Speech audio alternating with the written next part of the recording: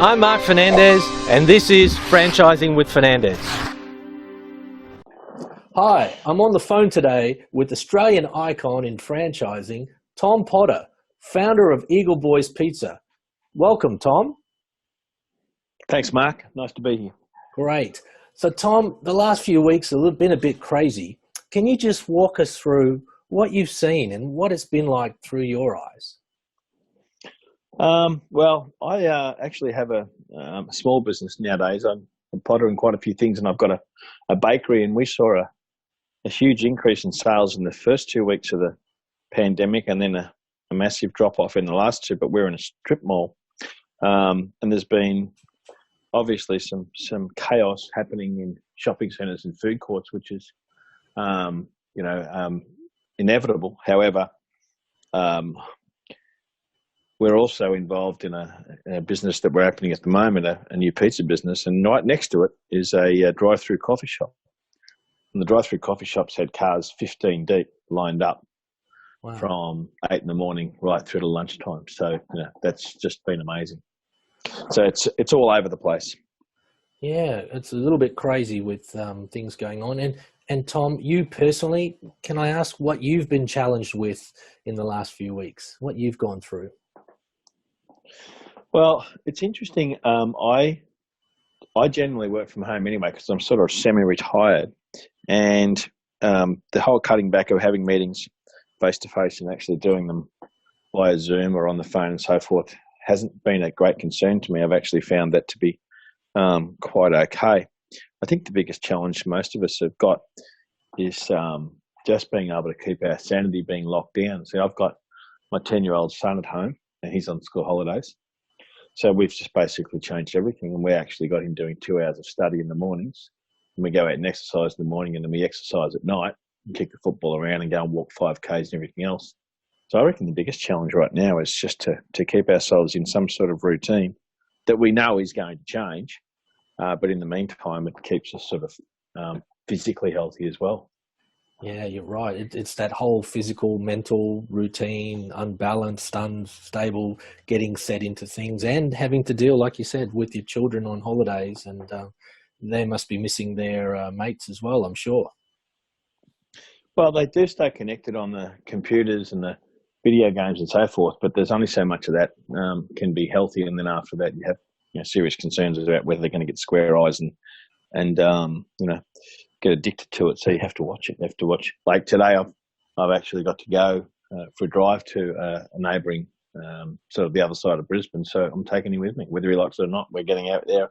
We'll be in the car. We won't be coming into contact with anyone, but we've got to go and have a look at something. So he goes. That's it. Yeah, great. Good. All right. Now let's talk about franchisors and their support. I'm sure you've got lots of franchisor friends. What are you seeing or hearing out there as far as what they're doing to assist their franchisees and, get through this unique time? I have quite a lot of friends in the industry. Some of them are very heavily entrenched in food courts, and others not so much. One particular one I spoke to recently, I think they've done a terrific job. They've put a hell of a lot of people onto 70% of their original wages for a guaranteed 6 months while they work their way through it. Most people can cut back their overhead by that much to survive. Of course, they're getting support with mortgage payments and so forth, but they have gone out of their way not to have to put people off. It's difficult on others because they're actually sending and forcing people to take holidays when they know they can't go anywhere. But I think there's been quite a few franchisors in the industry are doing everything they can to think that there's going to be about a 3-month bridge. And they know if they lose a lot of their highly skilled field people and operatives, in 3 months' time, they're going to be scrambling to re-employ them and get momentum straight back into their businesses. So I sort of take my hat off to those that have done that. Yeah, wonderful. That's amazing. Those types of initiatives are out there to keep good people, and how hard it is to find them. It's even harder to keep them. So that's wonderful. And Tom, franchising's been a big part of your life for the last 25, 30 years. This is going to rock the industry. And give us a little bit of your foresight as to where you think the industry may end up in the next 6 or 9 months. How do we, what does it look like? I think to answer the question more broadly, it's not just franchising that obviously is going to be heavily disrupted by what's going on. It's everybody. And I would prefer to be in some industries as opposed to others. I think I would prefer to be in franchising when you have such a mammoth problem that's facing the actual industry, as opposed to some industries that, say, for example, the travel and tourism industry, which I think will take years to recover. At least you've got some sort of infrastructure and some sort of guidance system there, being a part of the franchise industry. I don't really know or see too much about what's over the horizon. I spoke to a guy in the advertising industry the other day who rang me specifically to thank me for some advice that I gave him a few years ago when I said to him, you always need to have a bridge or a war chest just in case something goes horribly wrong, which it had. And I don't think it matters how big a lot of these companies are. The war chest would never have been big enough to what they're actually facing. But I actually applaud what the government's doing. I think they're making taking extreme steps to try and get us through where we're going.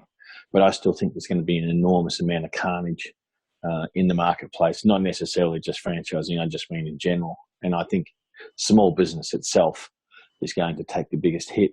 And when that happens, it's almost like a circle of life discussion where sometimes some fall and others pick it up and carry forward. And it's just a tragedy of the way things turn out. But it's just so hard to foresee, because I remember seeing we were in business in 87 when the crash happened, and big recession in 93 through to 94, and a bunch of other things, including the GFC in 2007. I'd sold my business a few months before that, but none of them compare to what's going on now. It's just a different world, and who knows what's around the corner. Oh, you're so right. And you talk about that circle of life or survival of the fittest mode and people going to doing what they used to do. Talk to me about your future. I believe you're getting back into salami slices and pineapple pieces. Is that right? Yeah, we sat back and had a bit of a look at the pizza industry 12, 18 months ago. And I think I got sick to death of people asking me to come back. There was just, people had started joking, and then they started up a Facebook page and started sort of all talking about the brand, because the brand's completely gone now. Like Eagle Boys went broke in 2017. The previous owners ran it into the ground, and there's nothing out there. And sort of when I went and had a look, I realised, look, even in the last 12 months, I think Pizza Capers had closed a lot of stores, and I think they had a lot to do with the massive disruption that's happened at the management there with Retail Food Group. Pizza Hut's closed 40 stores. Eagle Boys is completely gone. And I looked at it, and none of the reasons behind their failures had anything to do with franchising. It all had to do with just really poor strategy. And what's happened is it's created this vortex where there's pretty much only one player left in the market, and it's Domino's. And they've got a substantial amount of market share. So we're sort of sitting back thinking, well, gee, there's a pretty big niche opportunity here just to go back in and go into the marketplace and not try to be all things to all people, not get into price wars, not be in a volume hungry business. So we opened our first Pizza Guardian store last Monday in Toowoomba. We've got another 3 or 4 on the slate now. It was been in the planning for now about 8 months. So someone's going to ask me, oh gee, I think you might be in the right business during this pandemic, but I don't think anybody's in the right business during this pandemic. But we're at least we're lucky enough to be able to continue to do takeaway and delivery in our business. So our business model is very tight. It still can create substantial volume, but it has a very small menu, a one fixed price, one fixed product approach, and it's really just about going back into the market and offering the market what it's been looking for. So keep an eye on it over the next few months, because we will be expanding in a corporate basis, and then possibly looking at some sort of licensing or franchising arrangement as we go forward. Great, wonderful. And Tom, last question. To all our friends out there in the Australian franchising community, doing it hard, doing it tough, can you give us any words of wisdom, please?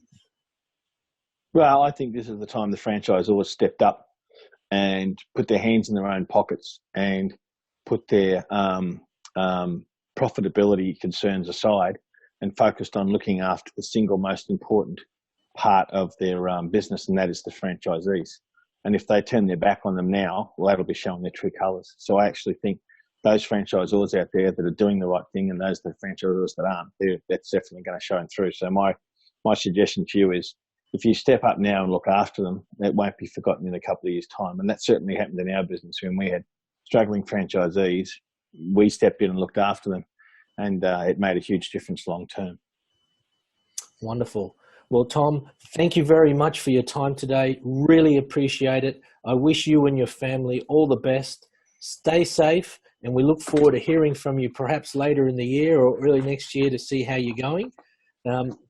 Really appreciate your time. Thank you, and have a great day. Thanks, Mark. Total pleasure. Bye-bye. Bye for now. That was Tom Potter, founder of Eagle Boys Pizza. If you have any positive franchising stories out there, I'd love to hear them. Drop me an email at mark@bda-online.com.au. I'm Mark Fernandez, and this is Franchising with Fernandez.